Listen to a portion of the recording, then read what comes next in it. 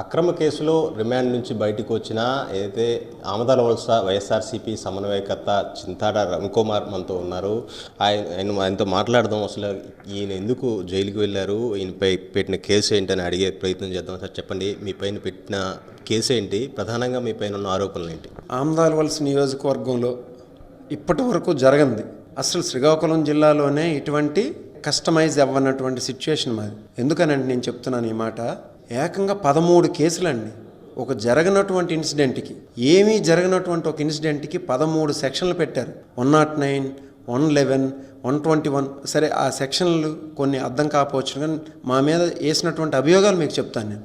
మేమంట ఆమదాల వలస నియోజకవర్గ కార్యాలయంలో మా నాయకులందరం కూర్చొని, వైఎస్ఆర్ కాంగ్రెస్ పార్టీ ఆమదాల వలస నియోజకవర్గకు సంబంధించినటువంటి నాయకులందరం కూర్చొని మేము ఒక కుట్ర పన్ని మహిళా ఎస్ఐ అయినటువంటి ప్రవళిక మేడం గారిని హత్య చేయాలని చెప్పి నిర్ణయించుకొని, మేము కొంతమంది ఒక కాంట్రాక్ట్ కిల్లింగ్ చేసి కొంతమంది పీపుల్ని డబ్బులు ఇచ్చి పురమాయించి మేమందరం గుంపుగా అక్కడికి వెళ్ళి ఆవిడ అక్కడ ఉంటుండగా ఆవిడని అవమానపరిచి, ఆవిడ తాలూకు మానాన్ని సేనాన్ని అన్ని అవమానపరిచి, నేనంట ఒరే చంపండ్రా అని చెప్పేసి నేను చెప్తే, మేము కాంట్రాక్ట్ కిల్లింగ్ కోసం ఏర్పాటు చేసినటువంటి కొంతమంది చంపే వాళ్ళు వచ్చి ఆవిడని చంపబోతే పోలీసులు అడ్డుకొని ఆవిడని కాపాడారంట.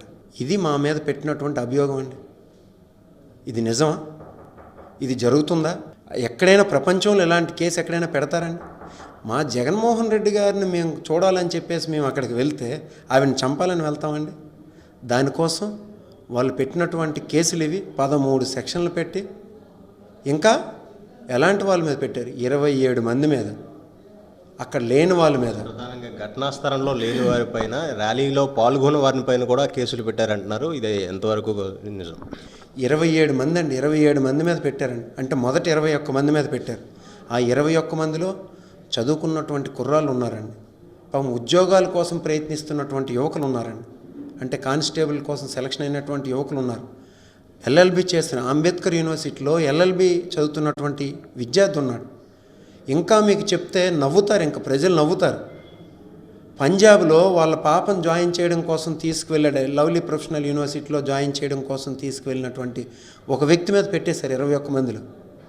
స్వయంగా ఆమదాల వలస కోర్టులో జడ్జి గారి ముందు ఒక కేసును వాదిస్తున్నటువంటి ఒక జూనియర్ లాయర్ మీద కేసు పెట్టేశారు. ఇంకా సబ్ రిజిస్టర్ ఆఫీస్లో డాక్యుమెంట్ రాసుకున్నటువంటి డాక్యుమెంట్ రైటర్ మీద పెట్టేశారు. అంటే లేని వాళ్ళు, నేను ఇవన్నీ ఎందుకు చెప్తున్నానంటే అక్కడికి లేని వాళ్ళు, ఆ ఇన్సిడెంట్లో లేని వాళ్ళని తీసుకువచ్చి పెట్టి విద్యార్థులు, యువకులు వాళ్ళ జీవితాలను నాశనం చేయొచ్చండి? ఇదా పోలీసింగ్ చేసే పని? వాస్తవంగా ఆవిడ మాకు తెలిసిన ఆవిడండి, ప్రవళిక మేడం గారు. ఆవిడ నిజంగా, నేను ప్రతిసారి చెప్తున్నాను, నేను మనస్ఫూర్తిగా చెప్తున్నాను, నా మనస్సాక్షిగా నేను చెప్తున్నాను, ఆవిడని మేమేమీ చేయలేదు, ఆవిడని అవమానపరచలేదు. ఆవిడ మా ఆడపడుచులు, ఆవిడ మా నియోజకవర్గానికి ఆవిడ ఆడపడుచు. మేము ఎన్నోసార్లు ఆవిడతో మాట్లాడుతూనే ఉంటాం. గత 1-2 సంవత్సరాలు బట్టి ఆవిడ ఇక్కడ వర్క్ చేస్తుంది. ఎన్నో సమస్యలపై ఆవిడకి చెప్తూనే ఉంటాం. ఆవిడకి అనారోగ్యంతో ఉంది. ఆవిడకి ఈ మధ్యనే రీసెంట్గా హార్ట్లో స్టంట్ వేశారని కూడా నాకు తెలుసు.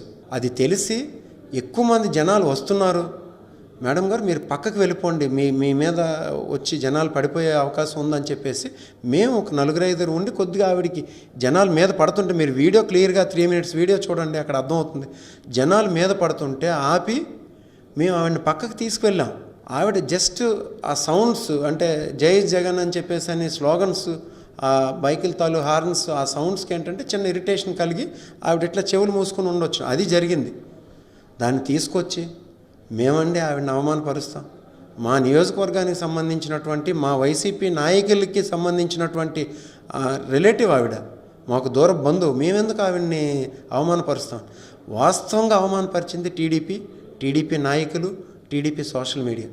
ఒక జరగని ఇన్సిడెంట్ని ఏదో జరిగినట్టుగా చూపించి ఆవిడని తీసుకొచ్చి, ఆవిడ ఆత్మగౌరవాన్ని తీసుకొచ్చి బజార్లో పెట్టారు.